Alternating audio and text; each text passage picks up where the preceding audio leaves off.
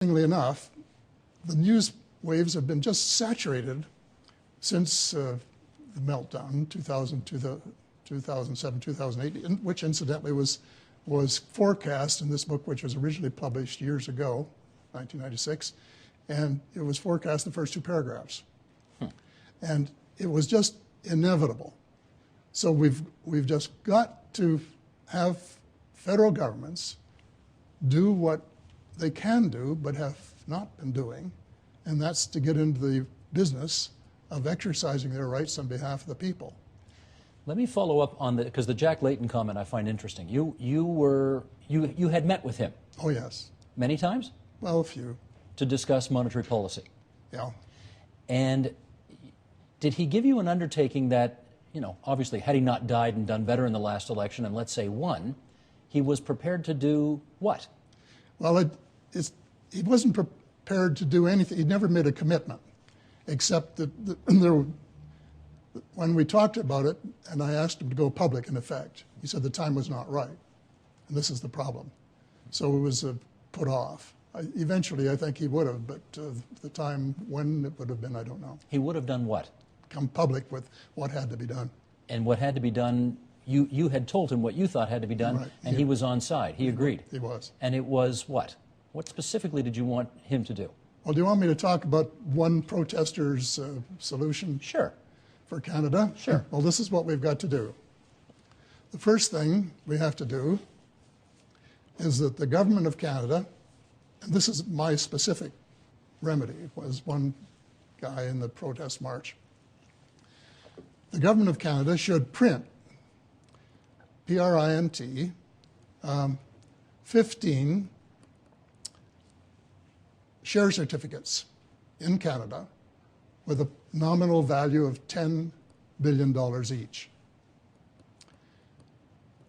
They should, they should be non-redeemable, non-convertible, and, you know, in other words, they're there forever. Who gets them? Then, at the same time, they should get Parliament to change the Bank of Canada Act to make absolutely sure that the Bank of Canada can buy those for cash. And then they should deliver the $10 billion certificates to the Bank of Canada with a letter requesting, in nice language, that they buy them for cash for $150 billion. And then the federal government should have them put that in their bank accounts across the country, and they should share it 50-50 with the provinces. Give the provinces $75 billion to start doing the things that they've been cutting back on, so that instead of cutting back, that they can go ahead, instead of postponing new transportation systems, that they can get on with them, instead of closing libraries, that you can keep them open and maybe even longer hours, and doing all of the things that need to be done, fixing up the billions of dollars worth of infrastructure across the country that are just waiting for some attention. How about paying off existing debts? They can do a little bit of that, but first of all, we want to get the economy up and running. Okay. That's the first step. So this is essentially what you're describing as a big stimulus program. Fantastically big, okay. Yeah, to get the economy up and running. Okay. And the other thing they have to do, of course, is change the Bank Act so that the banks have to have cash reserves against their deposits, and that the level of those cash reserves would be set by the Governor and Council, by, in effect, the government. 1-to-1 ratio? No, no, that's 100%. Just enough to sterilize, in effect, that the money that the government puts into circulation so that the banks can't multiply it. In other words, you don't get the inflation that everybody talks about. Well, you can't do that. You can't get the government's printing money because of inflation. That was my next question. Yeah. What's going to happen to the currency if you print this much new money? Well, at the present time, it would certainly help a heck of a lot. But they let it go to see until we get up to, I would say, 3.5 or 4% GDP. And then you say, okay, raise the cash requirements for the banks and slow them down. Because what you have to do is, to the extent that governments start printing money, and I'm recommending that after the initial phase for Canada and the world that they print 34% of the money each year, and that they reduce the bank leverage, which is now ridiculous. Banks were lending 20 times the same money 20 times. Not here. Yeah, in Canada. In Canada? Oh, yeah. I thought our ratio was more like 6 to 1, and the Americans were up around 30 to 1. Well, they were 20 and 30, but our law says that our banks can lend their capital up to 20 times. 5% cash, not cash reserve, because they changed the system coming along. They changed from cash reserve system to capital adequacy system. And this confuses a lot of people. But our banks, by law, were allowed to lend their capital 20 times. And it, if you or I tried to lend the same money to 2 or 3 people at the same time, we'd be in jail. We're not banks. We're not banks, that's right. Well, tell me this then. If let's play the scenario out. If $150 billion of new money created by the Bank of Canada, given to the government of Canada to spend on the priorities as you've enunciated them, right. If that were to happen, what would be the effect? The effect would that the economy would start to move ahead right away. I don't know how long it would take because it hasn't been done since the war. There, at the time of the war, it happened very, very fast. And it was, it could be up and humming within a year. Did the United States government not do an $800 billion, it wasn't exactly like this, but that was the gist of it, $800 billion of stimulus? It was not even remotely like this. They gave the money to the banks. That was a different thing. That was the troubled the asset quantitative release easing, plan. The money went to the banks.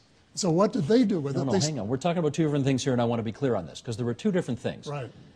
The banks did get a bailout Yeah. to the tune of many, many billions Right. of dollars. But there was another stimulus plan as well that went to keeping firefighters and police officers and teachers and all of those people, keeping them in their jobs and roads paved and all of that kind of stuff. Well, little 2 different things. Government stimulus, but the Federal Reserve System, which is much of the problem in the world, the Federal Reserve System created, and now the figures are so big I don't want to even mention them.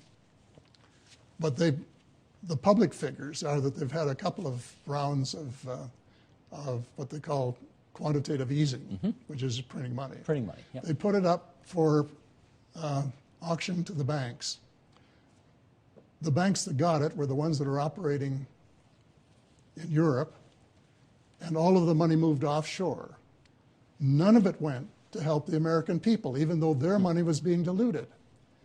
And that didn't work, and it won't work. What they needed was to spend that kind of money, have the government spend that kind of money, and make it available to the states so that they could do the things that they have to do. The states are in terrible trouble.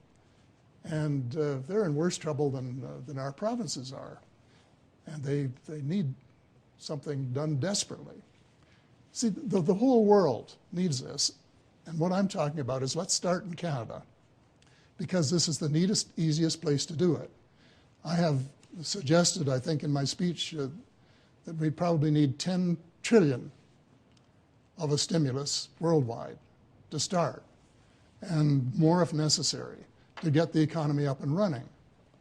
But all of that has to be created by governments and put into circulation debt-free.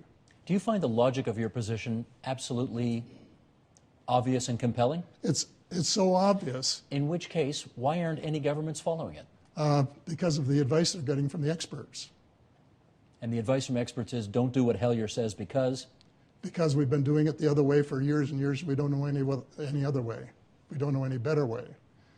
And a few economists are beginning to wake up to the fact that they've been misleading themselves and governments and the world for a long, long time, but just a few. I know, we shouldn't do this, but again, we do this because we're trying to get a better handle on things. Would you describe yourself as a Keynesian? No. No. Because you're not from the Friedman School, obviously. No, so where are you on that continuum? I would say neither one, but considerably down the middle and out front.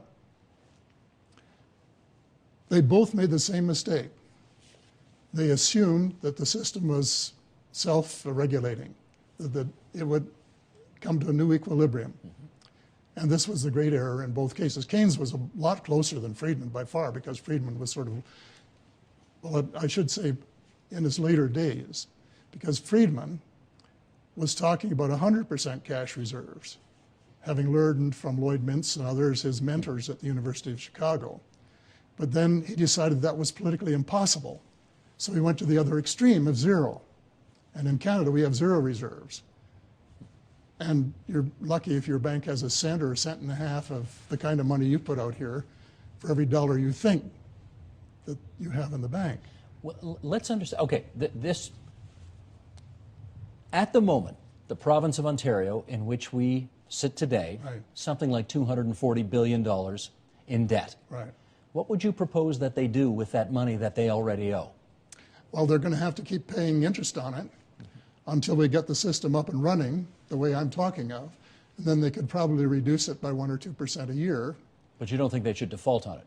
Oh, no, no. These debts that the world now owes, you do think have to be paid back? Well, in some cases it might be better to default, but the system I'm proposing would save everybody from default. Because the economic activity it would generate would bring in revenues for which... Exactly, and there would be new debt-free money coming into the system to help pay the interest. Now, well, we'd want to get off what's going on in Europe at the present time. Okay. But it's being manipulated by Wall Street. And they're deliberately short-selling bonds from one country after another to create trouble. Right. Period. So let's leave that. They've got a real problem there. But we can lead the world by getting our own house in order. And if we took the lead, and all of this, incidentally, could be done in less than 2 weeks.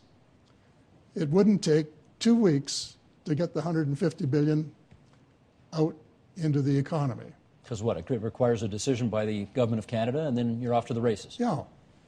And they control Parliament, so if the government says yes, Parliament will jump to attention, more or less, and we're off to the races. And then, of course, the longer term, after 1 or 2 tranches of this kind of magnitude, I'm suggesting that the government print 34% of the money each year, and they leave the private banks with 66%. But that means reducing their ratio, their leverage, from 20 to 1 to 3 to 1. And the banks probably don't want to do that. Well, that's an understatement if I've ever heard one. Understatement. The conventional wisdom I have heard about plans like this is twofold. Number one, you'll take inflation from 2% to 10% overnight. And number two, the value of your dollar, which today, this $20 Canadian is worth about $20 American, it'll be worth 65% of what it once was. Well, they're both what I would call red herrings, because any first-year economics student knows there's a money equation. And in the equation, M is for money is not bank-created money or government-created money. It's just money.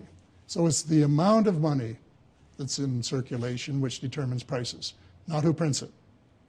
And you've just mentioned what the Fed's been doing, creating trillions of dollars. And we haven't had wild inflation. And as long as the bank lending for things that they shouldn't be doing, for gambling and derivative gambling and massive takeovers and financing purchase of stock shares on margin, if the bank regulations required them to get out of that business, they would still have, at 3 to 1, enough to do the legitimate things of financing both construction and both the production and consumption, but have to get them out of the gambling business, which they've been doing almost exclusively for the last 20 years, and back to their basic things for which presumably their licenses were issued. So let me ask you one last thing. You've been at this for 60 years, right, trying to get this to happen. Right. You've already said you're no further closer to the promised land today than you were 60 years ago. Well, I may be closer today than I was. But not close enough, right? We're not going to do this. Right. So what's the point? Because if we don't do it,